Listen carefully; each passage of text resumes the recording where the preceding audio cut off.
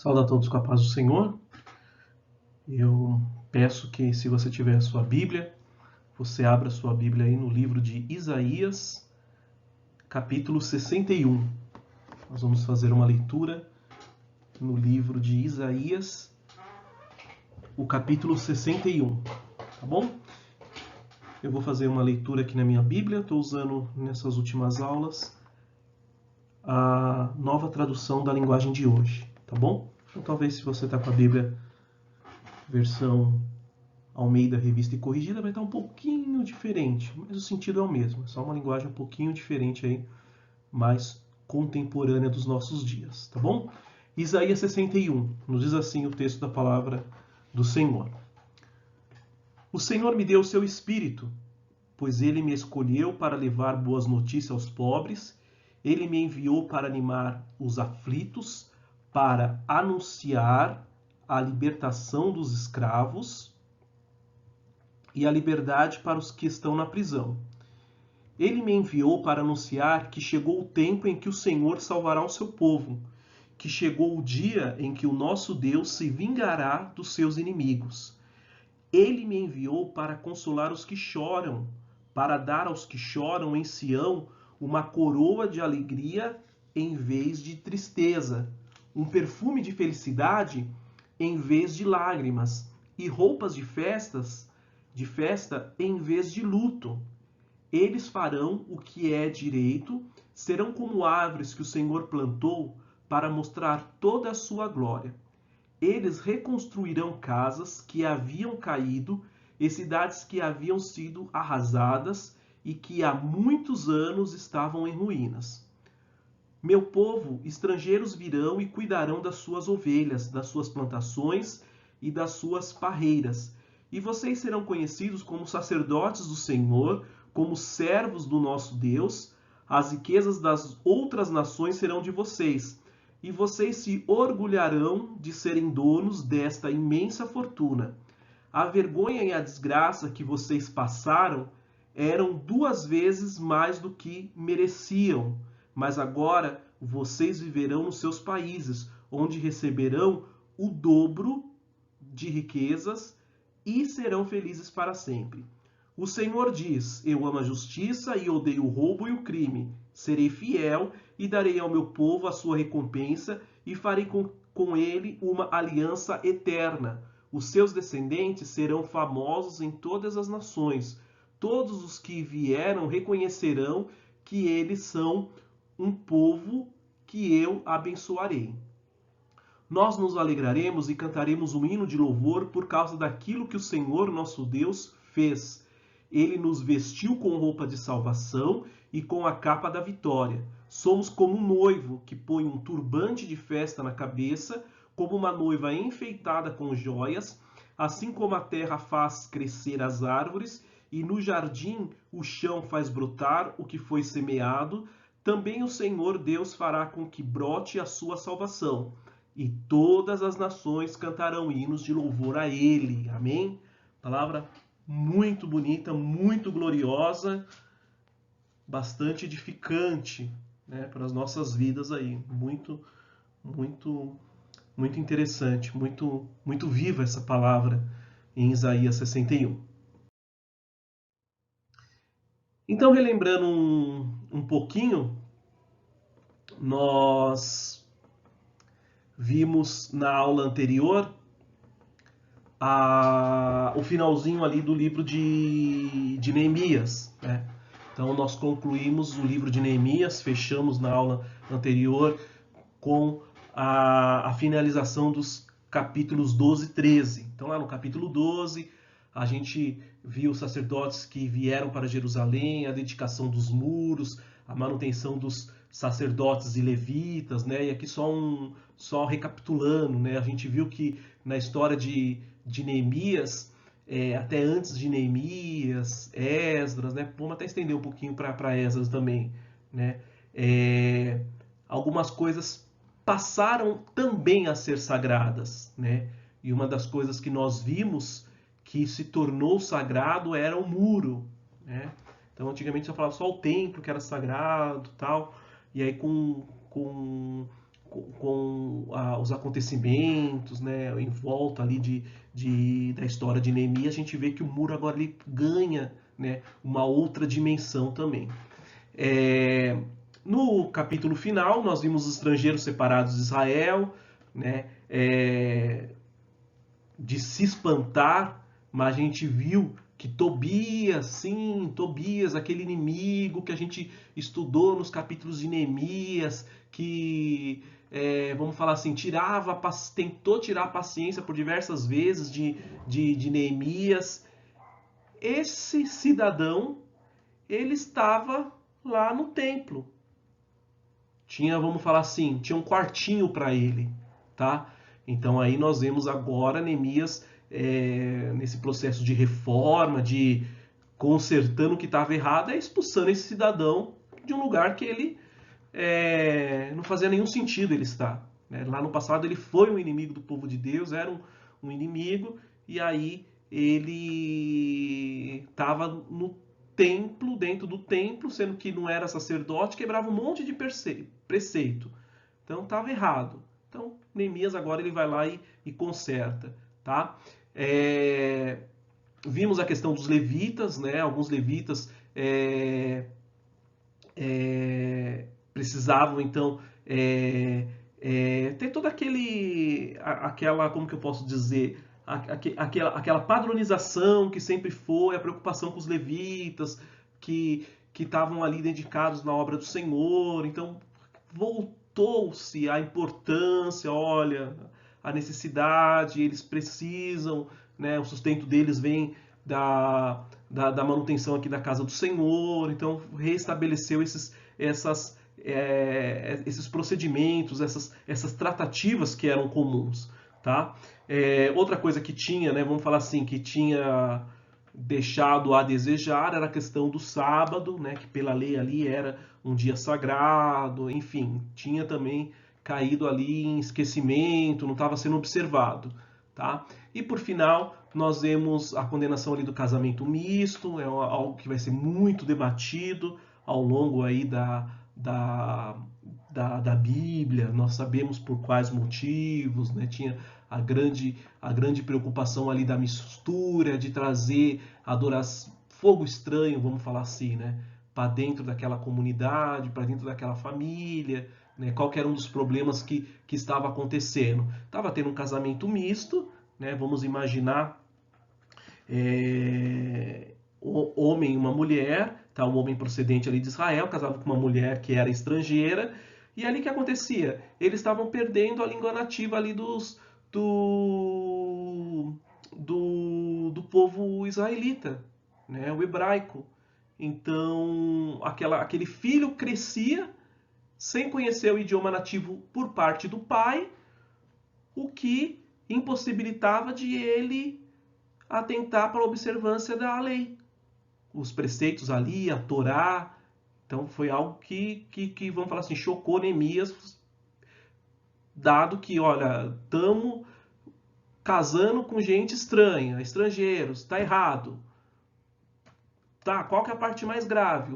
Vamos falar de um modo genérico. Os nossos filhos estão crescendo sem conhecer o nosso idioma. Sem conhecer o nosso idioma, como eles vão ter acesso à Torá, à lei? Tá? Então esse era um problema. E aí então vimos diversas outras reformas ali de Neemias, né? Concluímos ali o capítulo, o livro de Neemias, entendendo muito a importância, o marco que Neemias, que Esdras, né, tem ali para o final da história do Antigo Testamento. Tá? Então, em algumas lições eu tinha frisado isso, que muitos costumes, muitas tradições, muitos, né, costumes mesmos, eles vão agora avançar para o Novo Testamento, né? Porque a gente viu que o livro de Esdras, o livro de Neemias, eles estão no finalzinho ali da história do Antigo Testamento. Né? Embora a gente olhe na Bíblia e ele não está nos últimos livros do Antigo Testamento, mas porque ali eles estão eles estão relacionados numa determinada ordem, tá? Então, nós vamos ver que Zacarias, aqueles finaizinhos, Malaquias, Malaquias ele está relacionado com o final da história ali de Esdras, mas a gente vai pegar alguns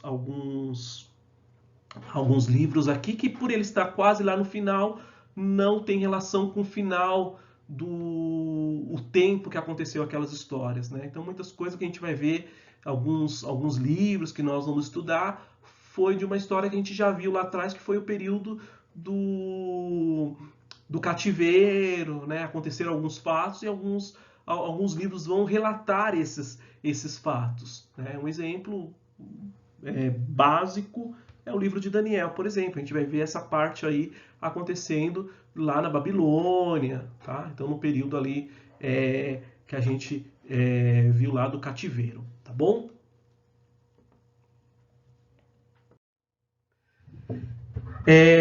Qual que é a palavra-chave para a gente guardar, né, como referência para o livro de Esther, que é o livro que nós estamos estudando nessa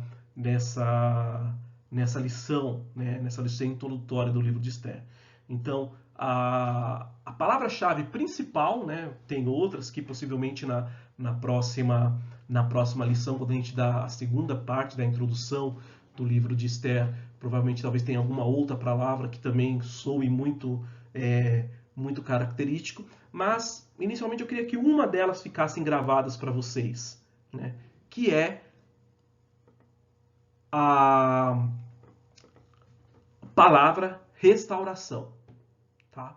Então, quando a gente pensar no livro de Esther, vamos associar com a palavra-chave restauração, tá? Então, a leitura que nós fizemos hoje, a leitura oficial, em Isaías 61, se nós pegarmos aquele livro, né, tem um contexto, a gente tem que analisar a época, tudo, mas assim, qual que é a mensagem principal que tem dentro ali do capítulo 61 de Isaías que nós lemos? Tá? Ele fala sobre restauração. Tá? Então a leitura de Isaías aí foi proposital para que vocês guardem essa referência. Tá? Então, o livro de Esther, a palavra-chave é restauração. Os acontecimentos em torno do livro, né, de Esther, eles ocupam cerca de uma década. Tá? Vai ser o período que nós vamos falar muito do rei Assuero. Tá? Então, quem que era o rei Assuero? Ele foi o sucessor do rei Dário, tá? Que era, quando a gente está falando desses reis aqui, eles estão governando aonde? Estão governando dentro de Israel ou fora? É fora. Nós estamos falando do Império Persa, tá? Então, o Império Persa foi comandado por Dário, várias coisas aconteceram, vamos estudar várias coisas em outros livros, e aí, né, no processo de transição de reino ali, ele é sucedido pelo seu filho, Assuero. Então, as histórias que estão em torno agora do livro de Esther, eles acontecem então nessa década do reinado do rei Assuero, tá? E vamos pensar, né, em política agora um pouquinho, né, quando a gente pensa, né, eu vou fazer uma citação aqui, né, exemplificando só, tá? Então vamos pensar que o governo, né, independente de impeachment que aconteceu, mas então a gente tinha a Dilma, né? E aí a Dilma, ela foi sucedida pelo Temer, tá? Então aqui vamos pensar que era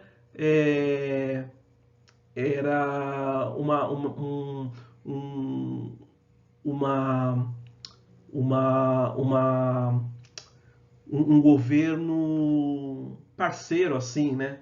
Então todas as ações que este governo fez, né, com a saída da Dilma, o Temer ele deu continuidade, tá? Que era vice, enfim, né? Todo aquele cenário que a gente já conhece. Então, quando a gente pensa nessas sucessões na Bíblia, e aí tem até o elo familiar, acontece de modo semelhante. Tá? Então, quando a gente vê a história lá de Davi, que passando o bastão para Salomão, né? E aí se a gente perguntasse assim, tá, qual que foi a principal continuidade que Salomão deu em relação ao governo do pai? É a questão da construção do templo. Era um desejo de Davi, Davi colocou aquilo no coração, queria, mas o Senhor alertou que quem faria a construção em si seria então o sucessor dele, né, ali na figura de Salomão. E aqui, quando a gente está falando de Assuero, está falando de Dário, né, Dário ele deu continuidade numa campanha militar que o pai dele estava empenhado contra a Grécia. Tá? Então nós estamos falando da Pérsia, e num determinado momento da história, ela estava duelando, estava iniciando campanhas militares ali, guerras contra a Grécia. Tá? Dário morreu, Assuero, seu filho, assume o poder e continua então com essas campanhas militares ali que o seu pai havia.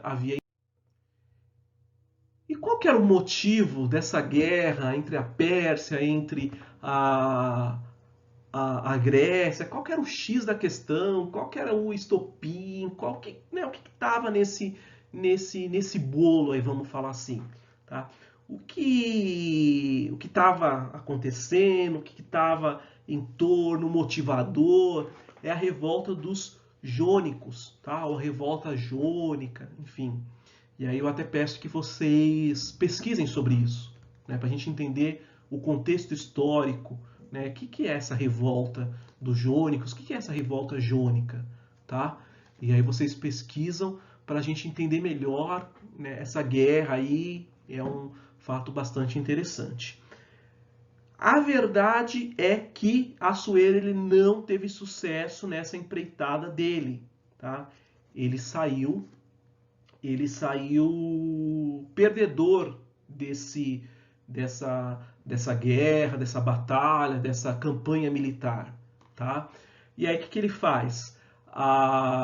Derrotado, então agora ele se refugia, né, em Suzã, que era uma das principais capitais do Império Persa, tá?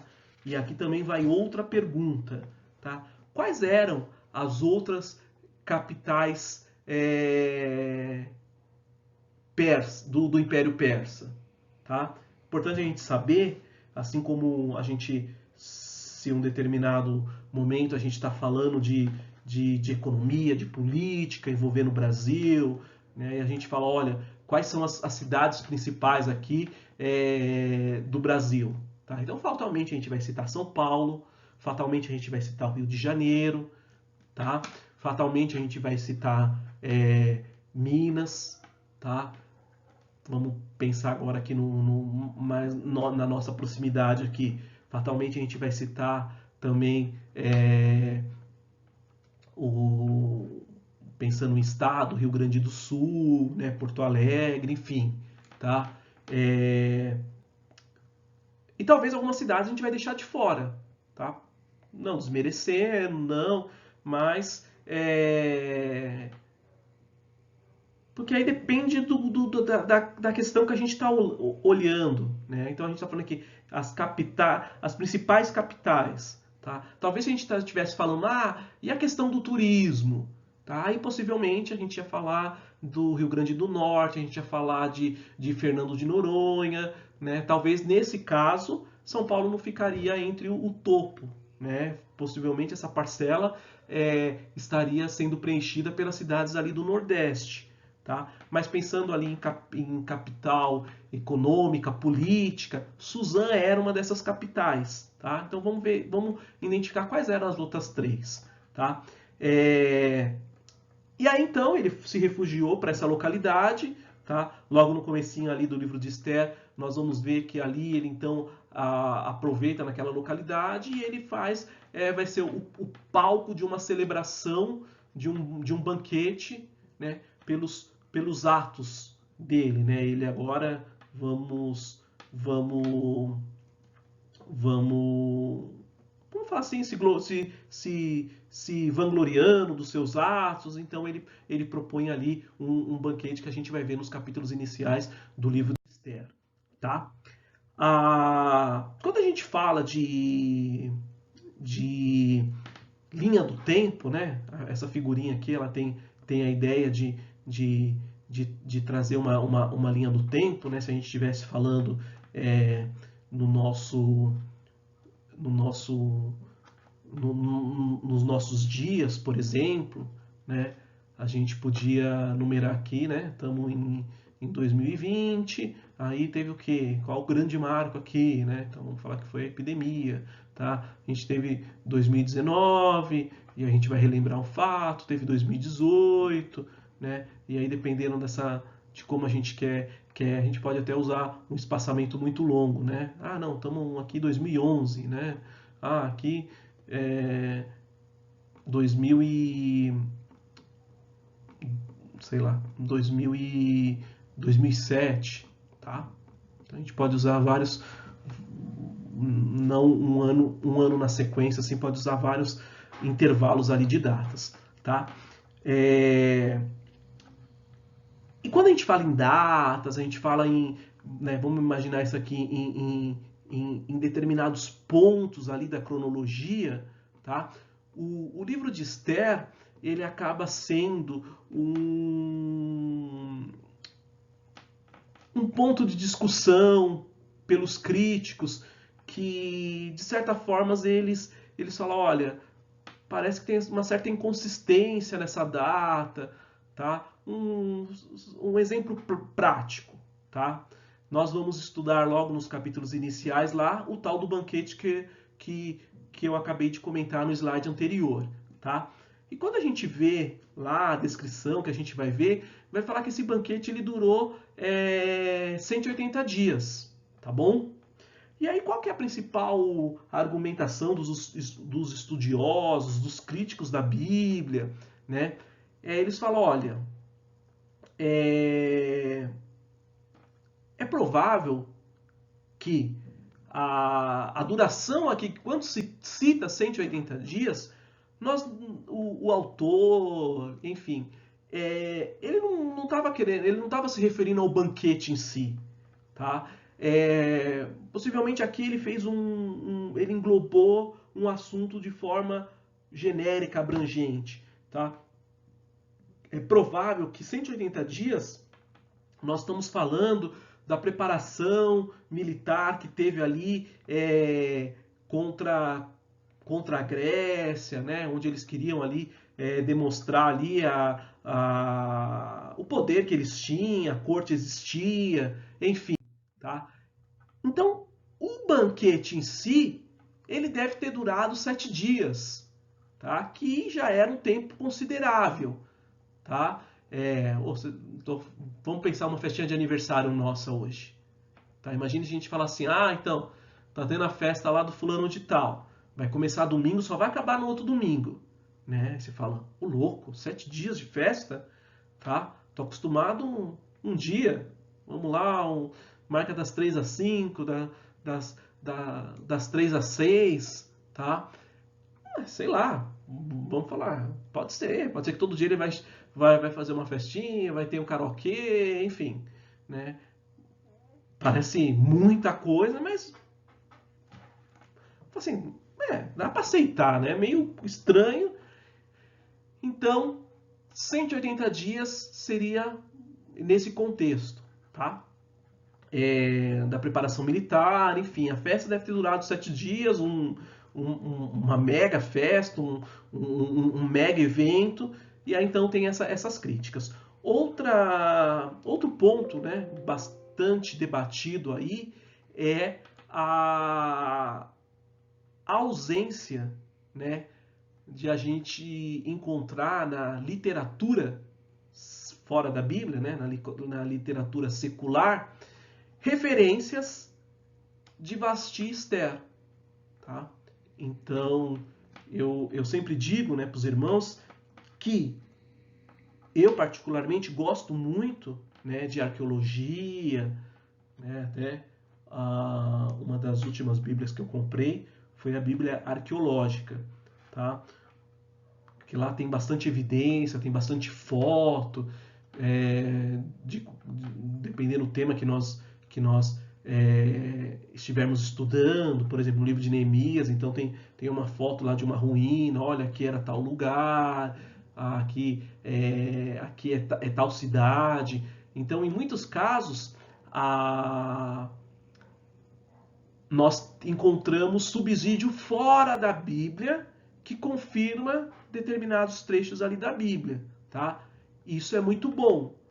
Mas, se não tiver, para nós que acreditamos fielmente na palavra de Deus, como, né, uma literatura ali inspirada, enfim, não tem nenhum problema pra gente, tá? Então, quando a gente pega alguém que é um pouquinho mais crítico, né, ou vamos até pensar na crítica secular, se eles falam assim, olha, a arqueologia não encontrou nada, nenhuma referência à rainha Esther, à rainha Vasti, que é citado na Bíblia Sagrada, tá?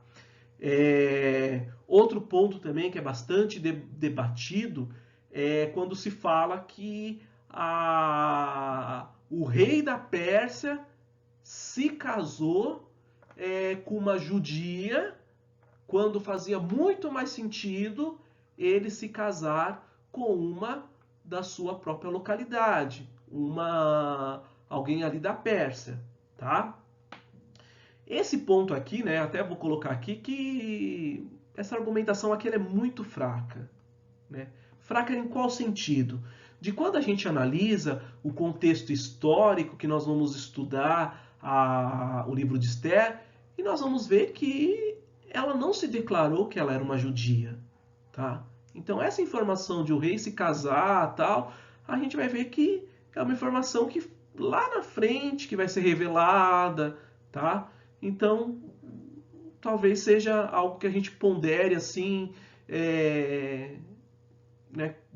Igual eu classifiquei aqui como algo, uma argumentação um pouco fraca em relação às outras, que aqui você fala, não, entendi, não encontrou, tá? Mas quando a gente pesquisa sobre, né, vamos falar assim, Davi, encontramos um anel, encontramos tal referência à cidade que é citado na Bíblia, tá? Aqui tudo bem, então é uma argumentação forte do ponto de vista secular. Então essa aqui eu considero uma argumentação tanto mais fraca, tá bom?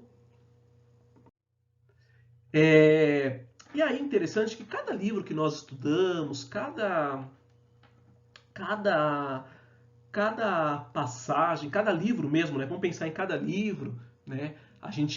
Vamos fazer um apanhado bem rapidinho, né? Quando nós estudamos crônicas, quando nós estudamos o livro de Esdras, né? O livro de Neemias, né? E aí vou falar assim, tem que escolher um desses que eu citei agora, né? Por exemplo, eu ia falar, olha, o livro de Esdras foi um livro que me chamou muita atenção. É curtinho, tudo bem, mas na escola dominical a gente tem aquele objetivo de ir um pouquinho mais a fundo, entender tradições, entender, né, quando a gente está fazendo essas aulas introdutórias do livro, entender, mas qual que era o objetivo do livro, né, quais são cavar um pouquinho mais para ter uma base maior, tá?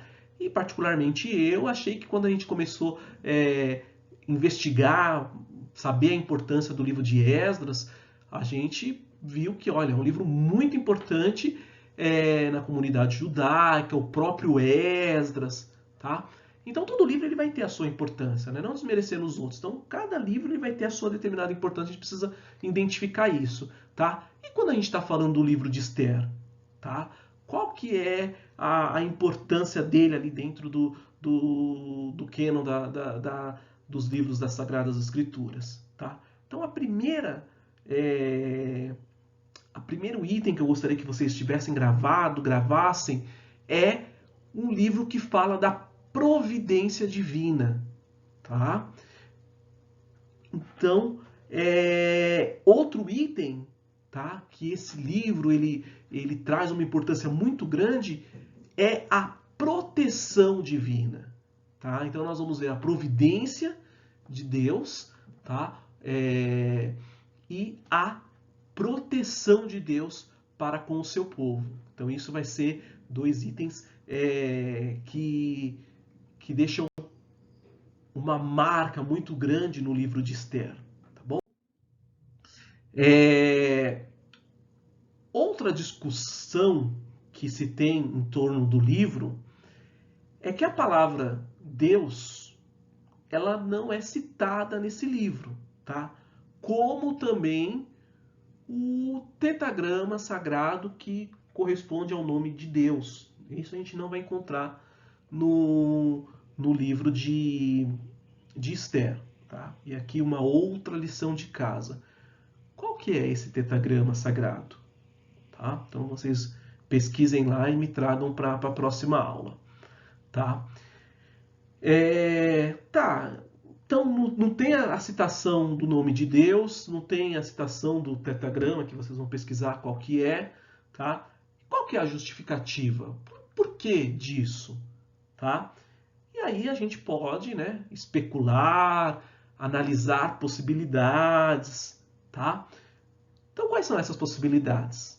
Tá? Então a primeira que a gente pode imaginar é a posição do autor. Qual que é essa posição do autor? Tá? A posição do autor, quando ele escreveu, ele estava se referindo ali aos judeus que estavam na Pérsia. Tá? Então é judeus que a gente pensa ali que, olha, de um modo bem geral, tá? Não entrando muito em críticas, tá? Mas assim, é aqueles judeus que eles não retornaram com aqueles outros quando a gente viu a história de Esdras e Neemias. Tá? Então, pensando neste cenário, eram judeus ali que estavam apartados das bênçãos primárias da aliança. Né? Então, vamos pensar assim, a bênção da aliança, as bênçãos primárias estavam com aquele povo que retornou. Tá? Então, aqui conta-se uma história, fatos, mas aí não tem a menção direta de Deus, né? Não tem o tetagrama ali sagrado. Tá? Outra possibilidade que nós podemos pensar aqui também é que o livro ele tem uma conotação, um objetivo, tá? Pensa no livro das crônicas que nós estudamos. Era como se fosse o livro das crônicas para a Pérsia. Tá bom? Então, o que nós vamos ver lá? Nós vamos ver ênfase a títulos, a nome de reis, vamos ver listagens, tá? Escritas ali, até citando os judeus, mas sem, vamos falar assim, aquela pompa, sem aquela ênfase, aquela exaltação. Porque esse não era o foco. Se era uma crônica do Estado persa, não fazia sentido uma ênfase ao Deus deles, ao Deus verdadeiro, né? O Deus dos judeus, não fazia uma ênfase ali a entrar nos detalhes ali do povo. Tá? Então, estou contando uma história. Aqui tem a participação dos judeus, tá? Judeus, tal. Mas eu não vou ficar, né, permitam-me o uso da expressão, perdendo tempo em muitos detalhes aqui dos judeus. Estou citando eles. Não estou entrando nos detalhes dos judeus. Tá? Então, esse é um ponto que a gente pode considerar também. Tá? E o autor do livro? Tá? Então, a primeira resposta que todo mundo tem que ter na mente é desconhecida. Tá? Mas aí a gente entra em alguns detalhes, tá? Mas quais as pistas que nós temos? Esse último slide já nos deu uma pista, tá? Era então alguém que viveu ali na Pérsia, tá? Provavelmente um judeu ali, mas que vivia ali na Pérsia, tá? A gente vai ver isso por conta da familiaridade, das exposições da cultura persa que estão presentes no livro. Tá? Vamos ver vamos assim, posso até dizer, detalhes minuciosos ali do palácio dessa capital Suzã, detalhes em torno do reinado ali da corte real do rei Assuero. Então, isso nos dá uma pista, fala, olha, se for para apostar, se for para acreditar, quem poderia ser? Tá? E aí a comunidade rabínica, ela atribui essa autoria a Mardoqueu, que é um dos principais personagens que nós vamos ver presentes ali no livro de Esther, tá bom?